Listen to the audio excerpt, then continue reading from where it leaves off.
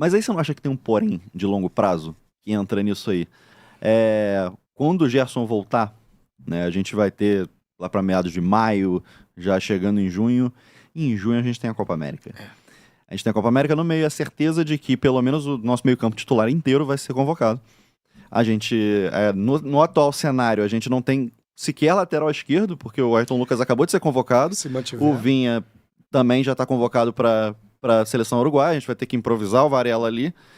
E aí a gente tem questões também que eu acho que passam por isso, que é a questão do Gabigol, que a gente falou, nesse esquema tem rendido muito pouco. Bruno Henrique tem oscilado bastante nesses jogos, principalmente nessas formações do Tite. E a gente vai precisar de um time alternativo. Isso vai ser uma necessidade para esse período e vão ser um quarto de campeonato quase do Campeonato Brasileiro, né? Então, sei lá, quase 9 rodadas que vão ter sequenciais nesse bolo.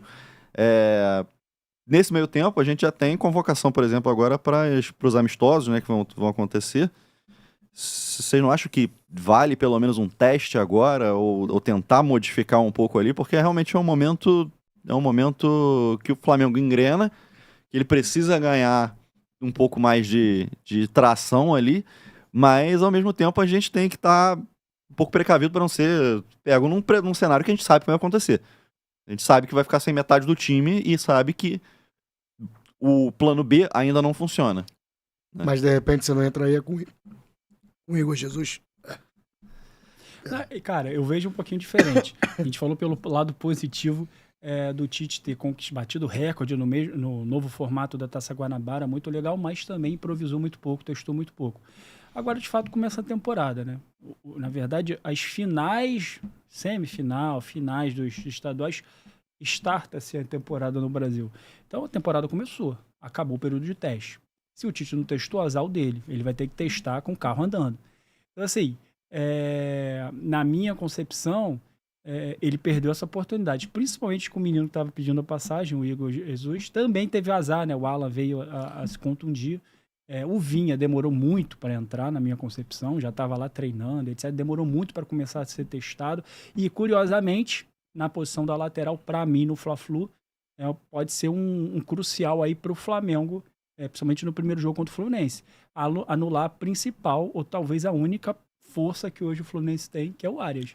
Dependendo do lateral, o comportamento do Arias muda. Eu, particularmente, acho que para esse jogo não deveria ser o Ayrton Lucas, que é um cara mais agressivo, mais ofensivo, vai gerar naturalmente mais espaço para o Arias jogar.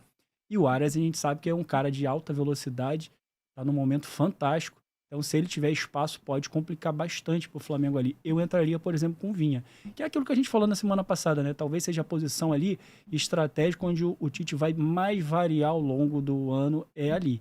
A outra seria a posição do Gerson, mas infelizmente teve essa fatalidade, ele vai ficar afastado um tempo. Continuo com a mesma posição, não creio que ele vai perder vaga no time. Isso vai depender da condição que ele voltar e a condição que o time vai estar naquele momento. Não concordo de forma alguma de que o De La Cruz entrou e encaixou naquela função. Acho que o De La Cruz porque ele é um coringa. Ele mesmo falou, eu jogo em qualquer posição. E joga mesmo, porque a gente observou isso no River Plate, inclusive do lado direito, que é uma carência do Flamengo.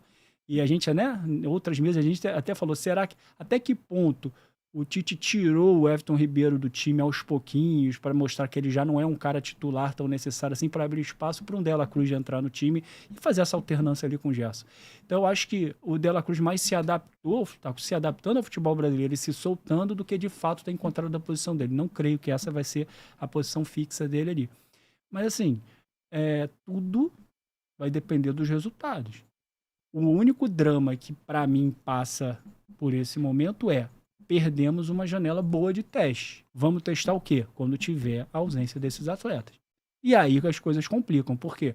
Vamos entrar também na questão de entrosamento, de improvisação de jogadores, etc. Um outro ponto que o pessoal fala muito, e tem a ver também com a questão tática, a galera esquece os números e foca muito no que está vendo ali na TV, talvez muito empolgado pelo momento que o Cebolinha está vivendo, etc.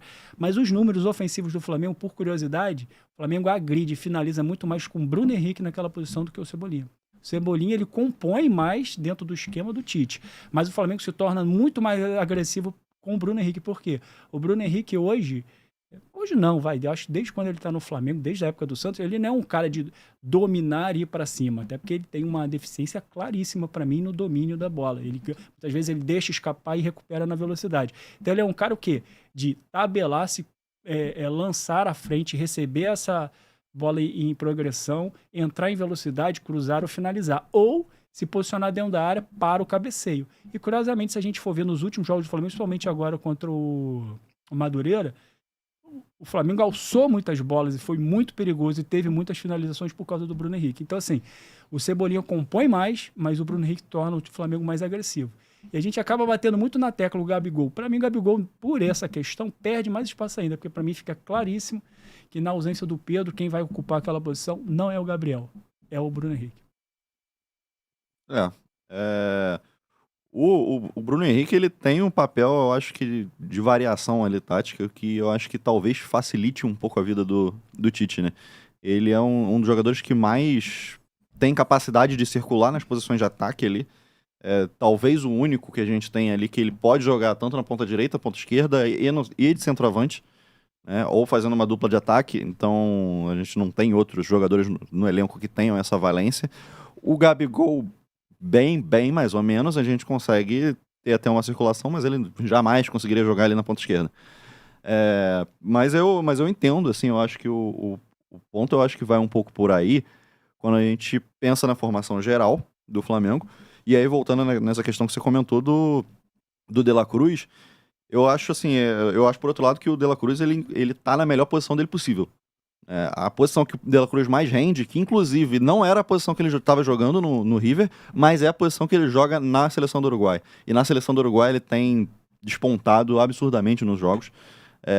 Ele até pouco tempo era artilheiro da eliminatória, não sei se ainda é, mas tem jogado um absurdo pela seleção uruguaia.